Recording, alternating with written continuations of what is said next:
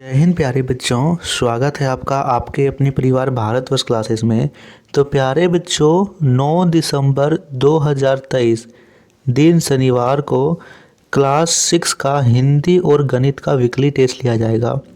इस वीडियो में हिंदी के most important very very very very important question को करेंगे। तो जल्दी से इस वीडियो को आप सभी लाइक कीजिए और अपने अपने दोस्तों को शेयर कीजिए। इसके साथ ही आपको भारतवर्ष क्लासेस चैनल पे गणित के भी मोस्ट इम्पॉर्टेंट क्वेश्चंस अपलोड कर दिए जाएंगे। तो आप सभी जल्दी से सब्सक्राइब कर लीजिए बच्चा। यहाँ पे आपको क्लास 6 के सभी सब्जेक्ट के इम्पोर्टेंट क्वेश्चंस अपलोड हो कर दी जाती है। चलिए स्टार्ट करते हैं। सबसे पहला प्रश्न आप सभी के सामने है। प्रश्न को ध्यान से पढ़ेंगे। प्रश्न कहता है, झारखंड सुषमा कविता के कवि कौन हैं? विकल्प दे रखा है ए कबीरदास, बी रहीम, सी सत्यदेव, डी कोई नहीं। बताइए बच्चा, झारखंड सुषमा। तो बच्चा झारखंड सुषमा कविता के कवि सत्यदेव जी है। ठीक है, सत्यदेव जी इस कविता के कवि है, याद रखेंगे। दूसरा प्रश्न है, कवि ने किसे झूम झूम गाते देखा है? विकल्प दे रखा है ए मोर को, बी वन को, सी बादलों को, या डी कोई नहीं। देखिए यहाँ पे सही विकल्प होगा बी वन को। वन को कवि ने झूम झूम कर गाते देखा है कविता के अनुसार। तीसरा प्रश्न दे रखा है, इनमें से कौन सी नदियां झारखंड राज्य में बहती है? बताना है बच्चा, इनमें से कौन सी नदी है जो झारखंड में बहता है? विकल्प दे रखा है ए स्वर्णरेखा, बी दामोदर, सी भैरवी, या डी कोई नहीं।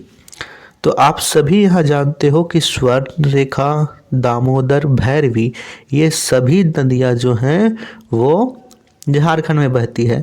आप सभी एक बात और यहाँ पे ध्यान रखेंगे बच्चा कि जो दामोदर और भैरवी नदी है इसका संगम जो होता है वो रजरप्पा में होता है। आप सभी बच्चों में से काफ़ी बच्चे गए होंगे माँ छिन्नमस्ती के मंदिर। कितने बच्चे गए हैं सबसे पहले कमेंट कीजिए। आप सभी कमेंट कीजिए तो कितने बच्चे माँ छिन्नमस्ती के मंदिर यानी रजरप्पा गए हैं। तो रजरप्पा मंदिर में दामोदर और यहाँ भैरवी नदी का संगम होता है, याद रखना है। तो ये सभी नदियाँ झारखंड में बहती है। चौथा प्रश्न है, वैद्यनाथ मंदिर कहाँ स्थित है? विकल्प दे रखा है ए बोकारो, बी हजारीबाग, सी देवघर, या डी पलामू। बताएंगे बाबा वैद्यनाथ का मंदिर कहाँ स्थित है जहाँ हर वर्ष सावन के महीने में इतनी ज़्यादा भीड़ होती है, लाखों की संख्या में श्रद्धालु यहाँ पे बाबा शिव जी को यहाँ पे जल अर्पित करने जाते हैं। तो यह देवघर में है। कहाँ पे है बच्चा? देवघर में। सी विकल्प सही है। पांचवा प्रश्न है, इनमें से कौन सा शब्द पुष्प का पर्याय है? पर्याय यानी उसका पर्यायवाची है। चांदनी, फूल, कमल, या रात्रि। बताएंगे यहाँ पे पुष्प को हम लोग क्या बोल सकते हैं? चांदनी नहीं बोल सकते हैं। कमल तो इसका एक प्रकार हो गया। रात्रि पुष्प को हम लोग फूल भी बोल सकते हैं, याद रखना है। फूल है ना, प्रसून, सुमन, ये सभी जो हैं वो पुष्प के पर्यायवाची शब्द हैं। तो पांचवे का सही उत्तर बी होगा। बच्चा आपके विद्यालय में ऑब्जेक्टिव के साथ सब्जेक्टिव प्रश्न भी आते हैं, तो ऑब्जेक्टिव के साथ हम सब्जेक्टिव प्रश्न भी कर लेते हैं। चलिए अब हम यहाँ पे सब्जेक्टिव प्रश्न करते हैं। सब्जेक्टिव प्रश्न आप सभी को यहाँ पे लिख लेना है अपनी अपनी कॉपी में। छठा प्रश्न है, झारखंड में कौन कौन सी खनिज संपदा ज़्यादा मात्रा में उपलब्ध है? तो इसका आंसर आप सभी यहाँ पे लिखेंगे, झारखंड में भरपूर मात्रा में कोयला, लोहा, बॉक्साइट, तांबा, यूरेनियम के भंडार उपलब्ध हैं। ठीक है, ये आप इसका आंसर लिखेंगे। सातवां प्रश्न यहाँ पे पूछा गया है, कवि ने ऐसा क्यों कहा कि सरहुल, कर्मा, टूसू में हमारे घर मंदिर बन जाते हैं? ठीक है, प्रश्न यहाँ पे है। इसका आंसर आप सभी लिखेंगे, सरहुल, कर्मा, टूसू में चारों तरफ एक नई मस्ती और आनंद का माहौल बन जाता है।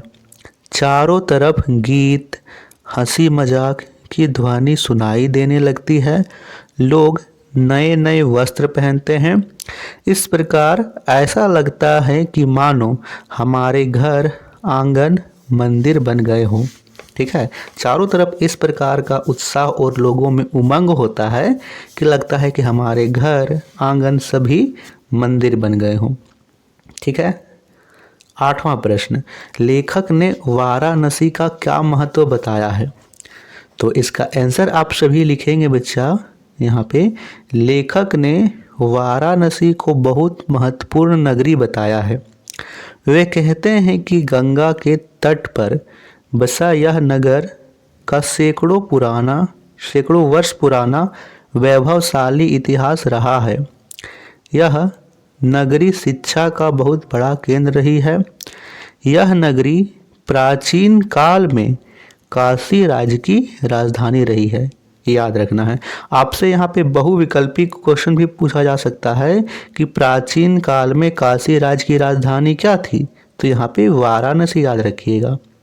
9वां प्रश्न है, सुश्रुत द्वारा टांके लगाए जाने के लिए किस किस प्रकार के धागे प्रयुक्त किए जाते थे? तो इसका आंसर आप सभी लिखेंगे, सुश्रुत टांके लगाए जाने के लिए, यहाँ पे सुश्रुत टांके लगाए जाने के लिए रुई, रेशम और मलमल से बने धागों को प्रयोग में लाते थे।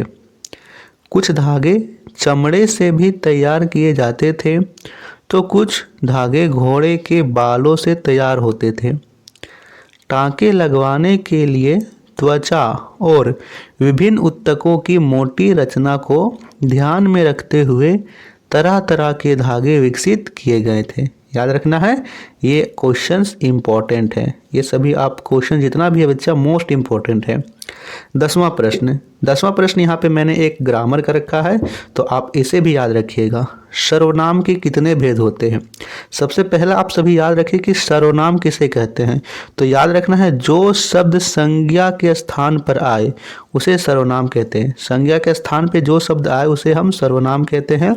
और सर्वनाम के 6 भेद होते हैं: पुरुषवाचक सर्वनाम, निजवाचक सर्वनाम, अनिश्चयवाचक सर्वनाम, निश्चयवाचक सर्वनाम, संबंधवाचक सर्वनाम और प्रश्नवाचक सर्वनाम। ये सभी 6 सर्वनाम के भेद हैं। तो ये इंपॉर्टेंट क्वेश्चन है, मार्क कर लीजिए, आपके एग्जाम में पूछा जा सकता है। तो बच्चा यह था 10 most important questions, most expected question. इसकी PDF आपको हमारे टेलीग्राम चैनल पर मिल जाएगी। टेलीग्राम चैनल का लिंक डिस्क्रिप्शन में है, तो जल्दी से जाकर ज्वाइन कीजिए और यहाँ पे इस वीडियो को ज़्यादा से ज़्यादा शेयर कीजिए। थैंक यू बच्चा।